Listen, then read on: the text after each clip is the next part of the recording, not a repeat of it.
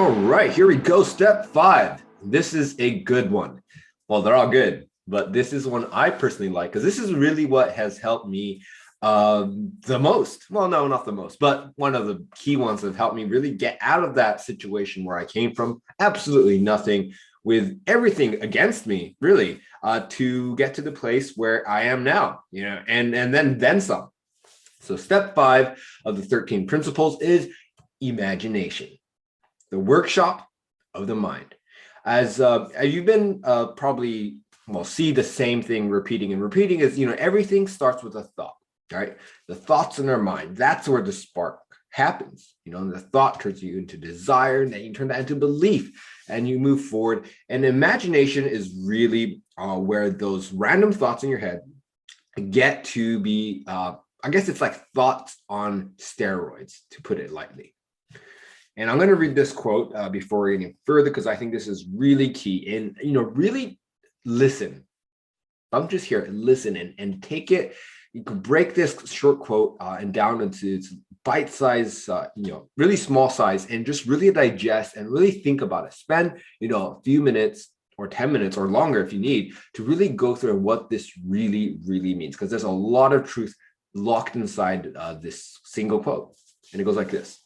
Our only limitation within reason is our imagination. I'll read it one more time. Our only limitation within reason is our imagination. Because everything we have right now in this world started with someone imagining it. Not just, it wasn't just a random thought. Because, for example, what was that famous quote that says many people saw an apple fall from the tree, but it was Isaac Newton who came up with that whole law of gravity from observing it, because he had the imagination, not just looking at it, observing it, but he used his imagination to really think about why. He started to really dig into that, and his imagination sprung that beautiful idea, and now it's really the core of a lot of how things work in this world nowadays. Same thing as, Alexander Graham Bell and his invention, the telephone, right? How sound can travel through wires. Now, everything we have in this world, all the most amazing inventions, all these gadgets and technology that is available, if you think about it, go back 1,000, 2,000, 4,000 years, the actual rules and laws of physics and the laws of nature, they're all the same. The metal still comes from the earth. There's no magic happening here. They are all existed, and man just discovered it. We didn't really create anything. As you know from Einstein's law, was it? I don't remember what it was called. There's a name for it. But nothing can be created or destroyed, right? Everything is already exists. Will exist or that has existed. Everything already is. Energy or matter, that all of these things already exist. We are just discovering how to utilize it in new different ways. In order to do that, imagination is the key that unlocks those secrets, right? From your smartphone to the internet to other technologies and wonders we have yet to discover, the rules are in place. The materials already exist. We just need to figure out how to get from where we are now to get to that point. And that's what imagination takes place. The Wright brothers, they had the imagination of flight. The actual physics and laws itself existed before them, existed since time began. But they had the imagination to really dig deep into that and take it to that level where they were able to create a plane and fly through the air. Thomas Edison with his electric light bulb, the material, the physics behind everything, they all existed in the world. It's all part of the natural law in the world that we live in. But he was the one who took that step to imagine a world where, electricity powered everything, and that light bulb worked. Not just gas-powered lights that they were using until then, but actual electric light bulb. And back then, it was like black magic, I'm sure. No one really had any inkling of what it really was. Not many people imagined an electric light bulb, but he had the imagination. So in a way, it's kind of like magic if you think about it. But It's not. It's the real world. So I want you to use this for your own personal life as well. Whether it's that wealth you are looking to achieve, or that dream or project that you really want to do, it's the imagination. If you can imagine it, you're halfway there. Most people can't imagine. Most people are stuck because of their surroundings and circumstances. They limit their imagination based on what the circumstances is. But really, it's the opposite way. That's how it should be, the opposite.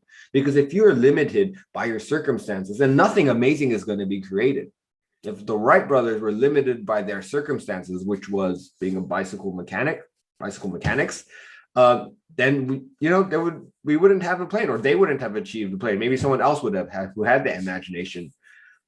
Or Thomas Edison, right? If he was limited with his circumstance, lack of education, I think he only had 3 months of formal education, was it? As I said, I think I read that somewhere.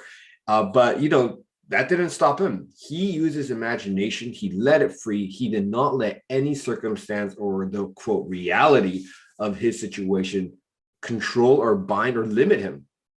Our only limitation within reason, remember, is our imagination. So if you can imagine yourself wealthy, if you can imagine living that life you want, that dream, that purpose, living a purpose-led life, then that is within your grasp. It's possible. Now, it doesn't just magically happen, of course, but that's where it starts. The spark starts with an imagination. Then you come up with a plan, which is actually our next topic. Next step that we're going to go to is about organizing plan. But you start with that imagination. This is the fuel that you really need in order to achieve whatever it is you want. Because if you can't imagine it, then it's not going to happen. If you can't think it, it's not going to happen because you don't know it's possible. But if you can imagine it, if you can think it, if you can visualize it, if you can use your imagination, that's when magic starts to happen. All right, so the imagination faculty functions in two forms. We have our synthetic imagination and our creative imagination. So I'm just going to break this down into really quick and explain it, especially how Napoleon Hill explained it. Synthetic imagination is really utilizing our past experience, our education, what we already know from our observations, whatever it is, and we use this to come up with new creative things, right? So it's like a puzzle piece. You're using existing pieces to put it together to make that picture. Similar concept here. So for a lot of instances, especially if you're on your journey to create that dream, achieve that wealth, whatever it is, whatever goal you have, you're going to utilize a lot of your synthetic imagination from your past experience, from your personal knowledge and observation, and you're going to put that together in a way that is going to build that amazing dream. But you're also going to need some help with the creative imagination. And this is also something unique, is like when an artist kind of creates this abstract art that didn't exist before, right? Or a musician creates this beautiful melody from something from out of nothing, really, from that other, I guess, what Napoleon Hill calls it is the ether or the universe, right? When you're in that creative state of mind, when your mind is and thoughts are vibrating at that higher frequency, it's more in tune with that creative universe where you get new ideas that you never really thought of before, that it was not part of your past experience or knowledge. It's really something that's brand new. And that's really the creative imagination. And when you start working towards your journey, when you have that goal, when you have those beliefs, when you're writing it down and you're using your imagination, visualizing that goal you have, and when you get into that and starts affecting your emotions and you start to, get that quote high, I guess, when you get in that zone, I guess that would be the better word. That's when you kind of get into that creative zone. When you get new ideas that you never really thought of before, it just seems to have come out from nowhere. But you get that because you're attracting that, because you're on that same wavelength. You're in that zone.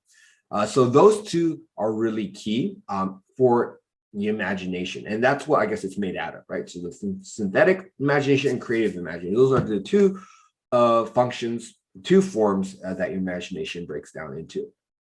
So that's it for imagination. And then we will go now to the next.